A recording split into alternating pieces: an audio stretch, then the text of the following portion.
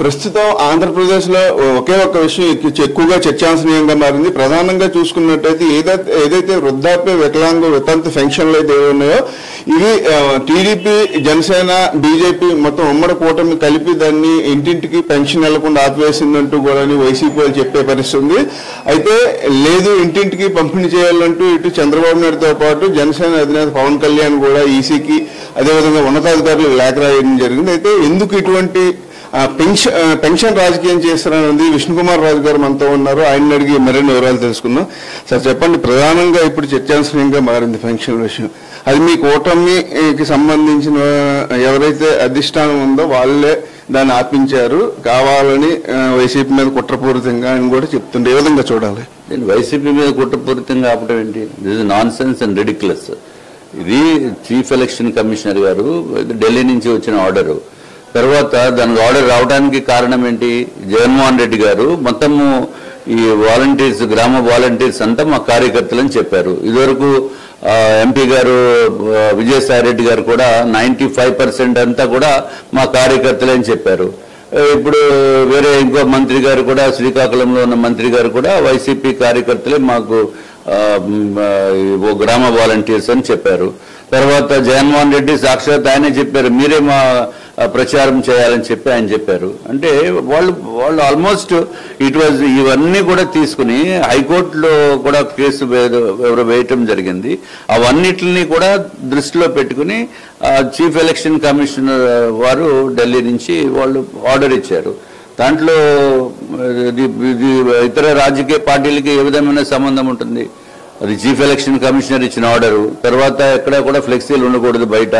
మరి బయట ఫ్లెక్సీలు మా జగన్మోహన్ రెడ్డి ఫ్లెక్సీ తీస్తారు, ఇది కూడా టీడీపీ కుట్ర లేకపోతే బీజేపీ కుట్ర ఎందుకంటలేదు దాంట్లో.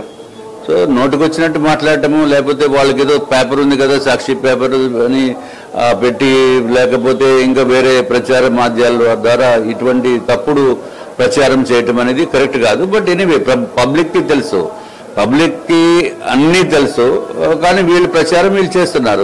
We are not bothered about it. Sir, ప్రధానంగా ఈ వాలంటీర్లు ఎవరైతే ఉన్నారో వాళ్ళని రాజీనామా చేసి రావాలని చెప్తున్నారు కూడా వైసీపీ ప్రభుత్వం. అంతేకాకుండా ఎప్పటికీ అనేక మంది వైసీపీ లీడర్ల వెనకాతలే ప్రచారం చేస్తూ కూడా తిరుగుతున్నారు. గ్రామ కార్యదర్శులు కానీ, వార్డు వాలంటీర్లు కానీ, సచివాలయ కార్యదర్శులు కూడా. దీన్ని ఏ విధంగా చూడాలంటారు? పూర్తిగా ఎందుకు ఈసీ దీని మీద దృష్టి పెట్టట్లేదు? ఇప్పుడు ఎప్పుడైతే వాళ్ళు కార్యకర్తలని, మెజారిటీ ఆఫ్ ద పీపుల్ని, వాళ్ళ కార్యకర్తలనే గ్రామ వాలంటీర్స్ సచివాలయం స్టాఫ్ కింద వేసుకున్నప్పుడు, మరి ఇక్కడ ఎవరైతే నాయకుడు ఉన్నారో అక్కడ కంటెస్ట్ చేస్తున్నారో వాళ్ళ చుట్టూ తిరగకపోతే మరి మేము న్యాయం చేసిన దాంతో సమానం కాదు కదా అని చెప్పి వాళ్ళు తిరుగుతున్నారు. వాళ్ళ కార్యకర్తలు తిరగపోవడండి, వాళ్ళ కార్యకర్తల్ని మెజారిటీ ఆఫ్ ద పీపుల్ వాళ్ళే చెప్తున్నారు. ముఖ్యమంత్రి చెప్పారు, ఎంపీ గారు చెప్పారు, మంత్రి చెప్పారు, ఇంకేం చెప్పాలా? సో వాళ్ళ కార్యకర్తలకి ఊరికి ఖాళీగా కూర్చోబెట్టడం బదులు డబ్బులు ఇస్తూ, ప్రభుత్వం డబ్బులు ఇస్తూ ఇప్పటి వరకు పెంచి పోషించుకుంటూ వచ్చారు. సో తర్వాత ఇప్పుడు ఎలక్షన్ కమిషన్ ఈ విధమైన డెసిషన్ ఇచ్చిన తర్వాత మరి సరే ఇంకేముంది, ఈ 2 నెలల్లో మీరు సెలవు పెట్టండాను లేకపోతే ఏదో ఒకటి చెప్తారు ఆ విధంగా. మరి లేకపోతే వీళ్ళు లేకపోతే వాళ్ళ చుట్టూ వెనకాల తిరిగేది ఎవరున్నారండి? వాళ్ళకి పార్టీ ఎవరు కేడర్ ఉందా? అంతా పోయింది, కేడర్ లేదు, గడిది గుడ్డు లేదు. వాళ్ళు కేవలం ఈ గ్రామ వాలంటీర్స్ మీద డిపెండ్ అయ్యి ప్రచారానికి పోయే పరిస్థితి ఉంది. కేడర్ ఉండొచ్చు కొంతమంది, రౌడీల్ని మామూలుగా రౌడీ షీట్లు ఉన్న వాళ్ళంతా కేడర్ ఉంటుంది. వస్తాం, మేము వచ్చిన తర్వాత తొక్క తీసేస్తాం, మామూలుగా కాదు, ఈ రౌడీజం అనేది లేకుండా చేసి పడేస్తాం. దాంట్లో ఎట్టి పరిస్థితుల్లోని ఈ ఆంధ్ర రాష్ట్రంలో ఈ రౌడీ రాజకీయాలు చేసే వాళ్ళది తొక్క తీసేస్తాం మేము అధికారంలోకి వచ్చాకని చెప్పి మరి ఒక్కసారి నేను తెలియజేసుకుంటున్నాను. సార్, మీరు రౌడీయిజం అంటున్నారు. ఆ రోజు చంద్రబాబు నాయుడు కానీ ఏదైతే జనవాణి కార్యక్రమంలో పవన్ కళ్యాణ్ గారిని అడ్డుకున్నది కేవలం ఉత్తరాంధ్ర యొక్క అభివృద్ధి కోసమే అడ్డుకున్నాము, ఎందుకంటే వాళ్ళు రాజధానికి వాళ్ళు వ్యతిరేకంగా ఉన్నారు కాబట్టి అడ్డుకున్నాం తప్ప దాన్ని రౌడీయిజం అంటూ తప్పుడు ప్రచారం చేస్తున్నారు విష్ణుకుమార్ రాజు గారు అంటూ కేకే రాజు చెప్పడం జరుగుతుంది. ఏ విధంగా చూడాలి? ఇప్పుడు నిరసన వ్యక్తం చేయటం అనేది రాజకీయ పార్టీ వాళ్ళకున్న హక్కు. కానీ నిరసన వ్యక్తం చేయటంలో దానికి ఏదో ప్లే కార్డ్స్ లేకపోతే డిఫరెంట్ వెర్షన్స్ చేసేదానికి ఎవరికైనా రాజకీయంగా చేయొచ్చు. కానీ వాళ్ళు చేసింది ప్యూర్ రౌడీజము, అది నిరసన కాదు.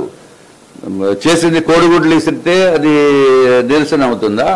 రౌడీజం కాదా? కోడిగుడ్లు, టమాటాలు, చెప్పులు ఇసిరి ఒక మాజీ ముఖ్యమంత్రి 14 సంవత్సరాలు ముఖ్యమంత్రిగా చేసిన వ్యక్తికి ఈ విధంగా చేయటం అనేది చాలా చాలా తప్పు.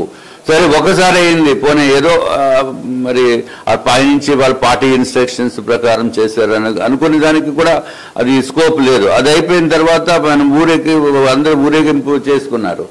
అది ఒకటే కాకుండా పవన్ కళ్యాణ్ ఆయన ఏదో నిస్వార్థంగా రాజకీయాల్లోకి వచ్చి ప్రజలకి ఏదో సేవ చేయాలని వస్తే ఆయన కూడా జనవాణి కార్యక్రమంకి రాకుండా అడ్డుకున్న వ్యక్తి ఎవరు తెలీదా? ఇప్పుడు చంద్రబాబు నాయుడు గారు అక్రమంగా అరెస్ట్ అయినప్పుడు ఈ రాష్ట్రంలో 2 చోట్లే టపాసులు అన్ని పేల్చడం జరిగింది. ఒకటి రోజా గారు, రెండోది ఇక్కడ కేకే రాజు. సో మరి ఇవన్నీ దేనికి సిమ్టమ్స్? ఇవన్నీ రౌడీజం కదా, ఇది నిరసన. ఇది ఏందని మాట్లాడతారు?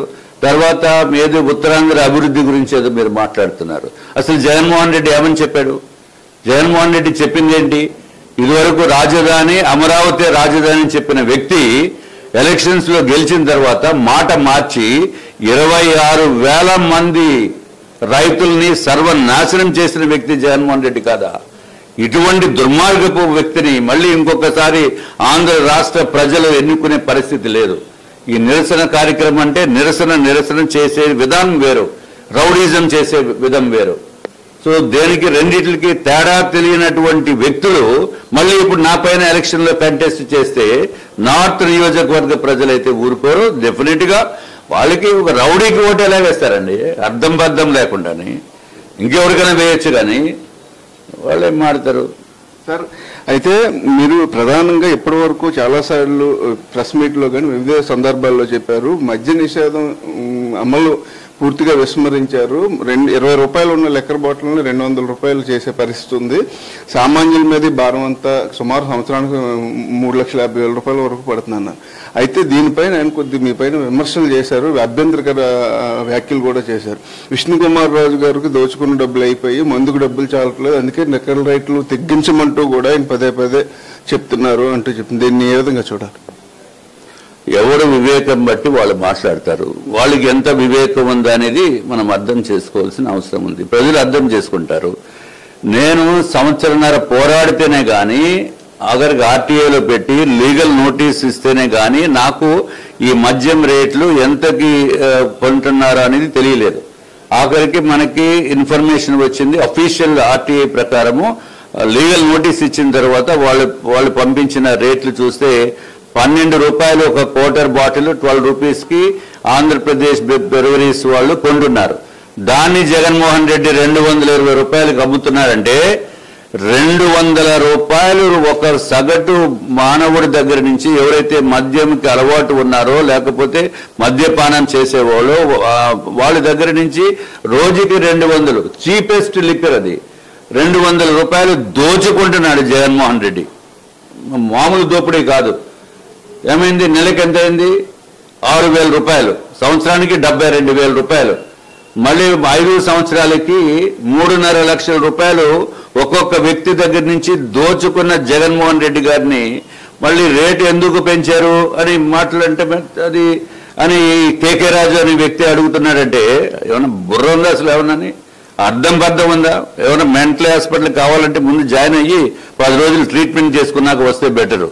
అరే మద్యంలో 30,000 కోట్ల రూపాయలు దోపిడీ జరిగింది. కంప్లీట్ ఇన్ఫర్మేషన్ తో సహా మేము కేంద్ర ప్రభుత్వానికి ఇవ్వడం జరిగింది. సంవత్సరానికి 30,000 కోట్లు. ఎవడెవడు ఎక్కడెక్కడ దోచుకున్నాడో ఏం చేశాడో ఒక్కసారి ఒక సిబిఐ రేడు, ఈడీ రేడు, ఇన్కమ్ ట్యాక్స్ ఇవన్నీ పడతాయి. దాంట్లో ఏమీ సందేహం లేదు. ఎట్టి పరిస్థితిలోని ఈ మద్యంలో దోపిడీ చేసిన వ్యక్తుల్ని తప్పనిసరిగా మేము దానికి సరి అయిన న్యాయం చేస్తాము. ఇంకా మరి మీకు ఎన్ని మద్యం షాపులు ఉన్నాయో గవర్నమెంట్ షాపు కూడా మీ షాపే అని చెప్పి మాకున్న సమాచారము అది కూడా బయటికి తీస్తాము. తేడాపాడాగా ఎక్కువగా మాట్లాడితే ఇందాక చెప్పినట్టు చేప పొలిసి వలిచినట్టు వలిచేస్తాము. అది ఏదైతే ఇప్పుడు ప్రస్తుతం ఆంధ్రప్రదేశ్లో పెన్షన్ల మీద ఏదైతే టీడీపీ పైన బీజేపీ జనసేన పైన ఆరోపణలు చేస్తున్నారో అది ఈసీ పూర్తిగా కూడా వాలంటీర్లతో నగదు పంపిణీ చేయొద్దంటూ ఇచ్చిన ఆర్డర్ తప్ప దాంట్లో తమకు ఎటువంటి సంబంధం లేనప్పటికీ కూడా నీచ రాజకీయాలకు పాల్పడుతుంది వైసీపీ పార్టీ అంటూ కూడా ఆయన స్పష్టం చేస్తున్నారు. అదేవిధంగా ఇక్కడ ఎవరైతే విష్ణుకుమార్ రాజుకి ఎవరైతే ప్రత్యర్థి కేకే రాజు ఉన్నారో ఆయన పైన తన పైన అనేక విమర్శలు చేస్తూ ఉన్నారని ఆ విమర్శలు చేస్తే మాత్రం ఊరుకునే ప్రసక్తి లేదంటున్నారు. మద్యంలో 30,000 కోట్ల రూపాయల కుంభకోణానికి పాల్పడింది వైఎస్ఆర్సీపీ పార్టీ. అంతేకాకుండా వైసీపీ పార్టీ అభ్యర్థులకి అనేక మందికి మద్యం షాపులు ఉన్నాయి. వాళ్ళు ఏ విధంగా లెక్క నమ్ముతున్నారో ప్రతి ఒక్కరికి తెలుసు. అన్నింటినీ కూడా బయటికి తీసి అందరూ జాతకాలు బయటికి తీస్తాము, ఓడిపోతానన్న భయంతో కేకే రాజుకు మతి భ్రమించింది అంటూ కూడా ఆయన చెప్పే పరిస్థితి కనిపిస్తుంది. కెమెరా పర్సన్ నాయుడుతో బాలకృష్ణ, వాజీ న్యూస్, వైజాగ్.